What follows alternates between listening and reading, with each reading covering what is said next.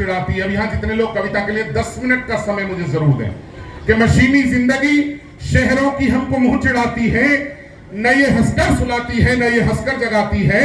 हमारे गांव के छोटे से घर के लंबे आंगन में सुबह जब धूप आती है तो वो भी मुस्कुराती है। कमजोर तालियों से बड़ी कविता सुन रहे हैं आप? एक बार दोनों हाथ उठाना मन के साथ जो बोलने जा रहा हूं सर। डॉक्टर जो आपने कहा उस पर, क्योंकि मैं रोज कविता लिखता हूं, मैंने 16,000 रुबाइयां लिखी हैं डॉक्टर साहब। मैं दुनिया में अकेला कवि हूं जो रोज लिखता है कविताएं। पूरी दुनिया का सोशल मीडिया से हर आदमी कनेक्टेड है, जानता है। आपने कहा मैं उस पर बोलता हूं कि परदेश से जब लौटकर अपने नहीं आते। अब आपका आशीर्वाद मिल जाए बड़े लोगों का। सर एक तो आपका IMA का खाना इतना अच्छा है, AMA का खाना इतना अच्छा है, मैं कभी इधर से निकला तो सिर्फ खाना खाने आ जाऊंगा, और आपके कार्यक्रम में तो खाने के लिए बुला लोगे तो पैसे भी मत देना, इतना बढ़िया खाना है सर। मतलब इससे अच्छा भवन इस देश में नहीं है सर, मन से बोल रहा हूँ बिल्कुल ये बात। इसका मतलब सिर्फ ये कि आज आप खाने पे आए हैं सिर्फ कि परदेश से जब लौट कर अपने नहीं आते। मैं आपके कानों से दिल तक पहुंच रहा हूं अगली लाइन में। परदेश से जब लौट कर अपने नहीं आते, कुछ आंखों में फिर ख्वाब सुनहरे नहीं आते। 40वें माले पे खड़ा सोच रहा हूं, अब बन के परिंदे भी तो पुरखे नहीं आते। आपका मन मिले, यदि कविता के लिए पीछे तक भी बैठे हुए लोगों हाथ खोलना थोड़े। कविता बहुत सलीके से कहने का हुनर है और बहुत छोटी बातों में बड़ा संदेश देती है कि परदेश से जब लौट कर अपने नहीं आते, कुछ आंखों में फिर ख्वाब सुनहरे नहीं आते।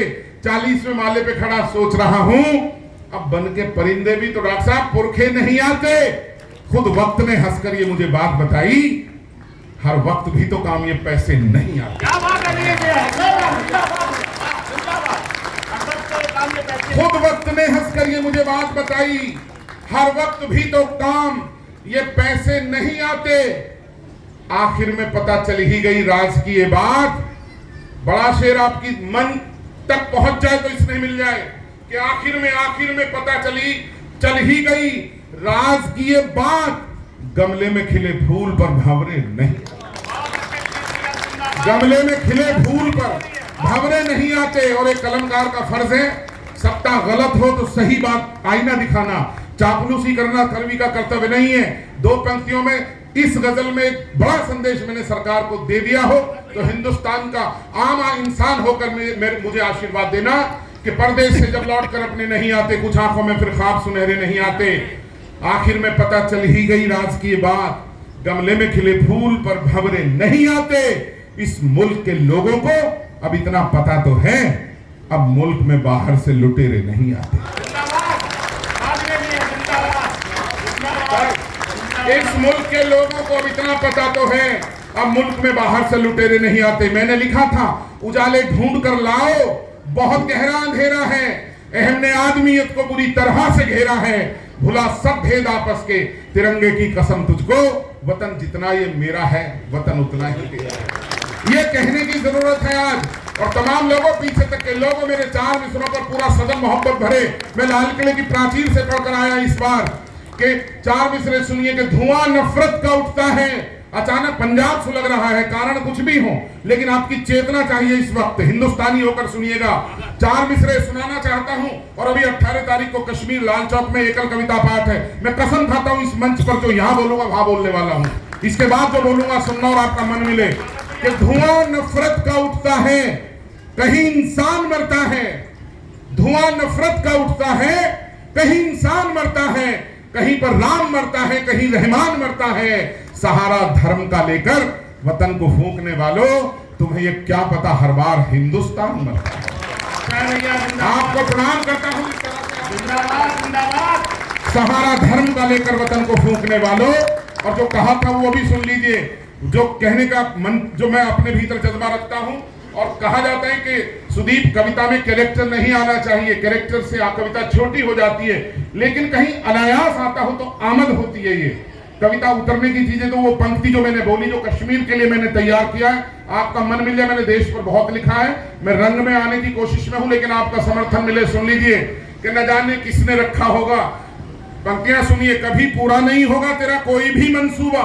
एक भी हाथ खाली रहा मुझे लगेगा मैं कमजोर पड़ा। कभी पूरा नहीं होगा तेरा कोई भी मंसूबा, तेरे जैसों के कारण ही बहुत कुछ है यहाँ डूबा।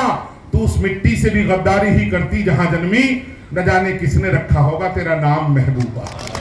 उठाइएगा तालियां, हिम्मत के लिए तालियां दीजिए कि अगर गैरत है, सर अच्छा लगा, अगर गैरत है तो सरहद के रखवालों से भी पूछो, वतन जिनके लिए सब कुछ है मतवालों से भी पूछो।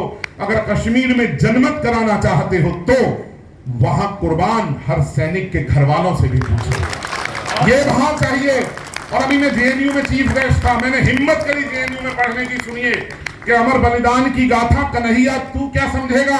यदि आज तक हम अमर शहीद चंद्रशेखर और भगत सिंह को भारत रत्न नहीं दे पाए, सत्ता में कोई आया हो, सत्ताधीशों के सबके चेहरे एक से हैं, सबने वादे किए। 10 मिनट, सिर्फ 10 मिनट का विचार करना। मुझे हिम्मत मिली कहने की, पेट्रोल के लिए बैठे मथुरा में बाहर शहीद के परिजन, और 4 पंक्ति सुन लीजिए कि किसी तीरथ सरीखा हो गया घर वीर सैनिक का। पंक्तियां मिले जिम्मेदारी के साथ। किसी तीरथ सरीखा हो गया घर वीर सैनिक का, सुनाई अब नहीं देगा कभी स्वर वीर सैनिक का। बहुत अफसोस है मुझको, कोई अब क्यों नहीं कहता, चलो चल करके ले आए कटा सर वीर सैनिक का। अब किसी को याद नहीं है। और कमजोर तालियों में एक बड़ा मुक्तक पढ़ना चाहता हूं, सुन लीजिए, अच्छा लगेगा तो प्यार देना। कि अमर बलिदान की गाथा कन्हैया तू क्या समझेगा, हमारे सैनिकों के दिल का जज्बा तू क्या समझेगा। एक भी हाथ खामोश ना रहे, मेरी बड़ी पंक्तियों पर हाथ खोलना। अमर बलिदान की गाथा कन्हैया तू क्या समझेगा, हमारे सैनिकों के दिल का जज्बा तू क्या समझेगा। लगाकर जान की बाजी वो करते देश की रक्षा, लगाकर जान की बाजी वो करते देश की रक्षा, लहू देकर के लहराते तिरंगा तू क्या समझेगा। देश पर बहुत लिखा है, मात्र 2, 3, 4 मुक्तक पढ़ता हूं जिंदगी के और विदा लेने की प्रक्रिया में। सुनिए, अच्छा लगा हो तो आशीर्वाद देना सर। अरे डॉक्टर साहब मिलते हैं, बड़े बड़े लोग बैठे हैं सर, ये इस पर डॉक्टर साहब आपका प्यार चाहिए सर। मिलते हैं, ये छोटी बेटियां ये अभी से बात करने लगी है, तय हो गया बड़ी होकर कामयाब औरत बनेंगी। मुझे याद है 2 औरतें जेल में उम्र कैद 20 साल एक कैद कोठरी में रहकर बाहर विदा हुई। जैसी गेट पर आई तो पहली बोली, बेटा चल बाकी बातें घर पहुंच के फोन पे करेंगे। एक कोठरी में रहने के बाद भी उनकी बात पूरी नहीं हुई। थोड़ा सा इन बच्चों को थोड़ा सा स्वरबंद करा दिया जाए। डॉक्टर साहब प्लीज आप करा दीजिए इन बच्चों को थोड़ा सा, यदि हो जाए तो, नहीं तो मत कराइए, कोई फर्क नहीं पड़ता। ये डॉक्टर्स के बच्चे बड़े होकर डॉक्टर ही बनेंगे, भगवान करे सब कामयाब हो। मैं तो